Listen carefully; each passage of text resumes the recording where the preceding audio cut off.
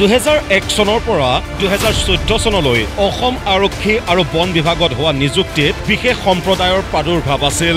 অসম আৰক্ষী আৰু অসম ফৰেষ্টত 2001 চনৰ পৰা 2014 চনলৈ যি নিযুক্তি হৈছিল সেই নিযুক্তিত আমি এটা বিশেষ সম্প্ৰদায়ৰ প্ৰাদুৰ্ভাৱ দেখা পাইছিলোঁ। 30%, 35% যুৱক যুৱতী এটা বিশেষ সম্প্ৰদায়ৰ লোকৰ বাবে মুকলি কৰি দিয়া হৈছিল। বুধবাৰে দেৰগাঁৱৰ লাচিত বৰফুকন পুলিচ একাডেমীত অনুষ্ঠিত দীক্ষান্ত সমাৰোহত অংশগ্ৰহণ কৰিলে মুখ্যমন্ত্ৰী ডক্টৰ হিমন্ত বিশ্ব শৰ্মাই।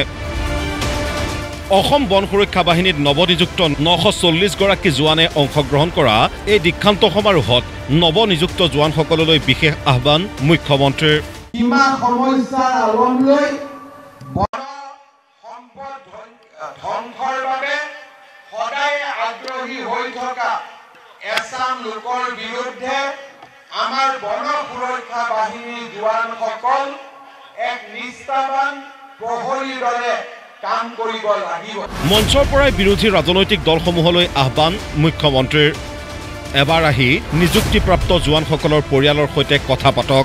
জোৱানসকলক আৰু তেওঁলোকৰ পিতৃ মাতৃসকলক এখন দেশ দেখা দিয়ক, এখন দেশ কথা পাতক আৰু আপোনালোকে অনুভৱ কৰিব যে কেনেকৈ আপোনালোকৰ দিনত লাখ টকাৰ দুৰ্নীতি নকৰাকৈ চাকৰি আশাও কৰিব নোৱাৰা সেইখন সমাজৰ বিপৰীতে আজি কেনেকৈ আশা আৰু আকাংক্ষাৰে উদ্ভাসিত অসমৰ এটা নতুন যুৱচামৰ যোৱা 3টা বছৰত আবিৰ্ভাৱ হোৱা আমি দেখা পাইছোঁ।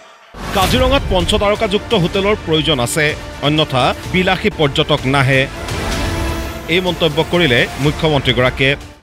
আমি য'ত হোটেলৰ জাগা ঠিক কৰিছোঁ ই কাজিৰঙাৰ পৰা 1 কিলোমিটাৰ, চেঞ্চুৰীৰ পৰা 1 কিলোমিটাৰ দূৰত। কিন্তু কাজিৰঙাত আমাক 2-3খন ভাল হোটেলৰ প্ৰয়োজন, নহ'লে লাক্সাৰী টুৰিষ্ট নাহে। আমাৰ ল'ৰা ছোৱালী যিবিলাকে নিবনুৱা যুৱক যুৱতী এই পৰ্যটন উদ্যোগৰ লগত জড়িত হৈ আছে তেওঁলোক এটা পৰ্যায়ত ৰখি যাব। আৰু আমি ভাৰতৰ যিকোনো যদি পাৰ্কত যাওঁ সকলো পাৰ্কৰ কাষতে এখন নহয় এখন 5 ষ্টাৰ হোটেল আছে। কাৰ্বি আংলঙত VGRৰ মাটিত স্বায়ত্তশাসিত পৰিষদে চলোৱা উচ্ছেদত উচ্চ ন্যায়ালয়ে বাধা প্ৰদান কৰা সন্দৰ্ভতো মন্তব্য প্ৰদান কৰি অসম চৰকাৰ সদায় স্বায়ত্তশাসিত পৰিষদৰ লগত থকা বুলি জনালে ডক্টৰ হিমন্ত বিশ্ব শৰ্মাই। কাৰ্বি আংলং স্বায়ত্তশাসিত পৰিষদে VGR আৰু PGR মাটিত তেওঁলোকে উচ্ছেদ কৰিব খুজিছে। উচ্চ ন্যায়ালয়ে স্থগিতাদেশ দিছে। মই ভাবোঁ যে কাৰ্বি আংলং স্বায়ত্তশাসিত পৰিষদে সকলো ৰাইজৰ লগত কথা বতৰা পাতি ইয়াৰ এটা সমাধান কৰিব লাগে। অসম চৰকাৰ কাৰ্বি আংলং স্বায়ত্তশাসিত পৰিষদৰ লগত আছে। দেৰগাঁৱৰ পৰা জগত সোণোৱালৰ ৰিপৰ্ট, প্ৰতিদিন টাইম।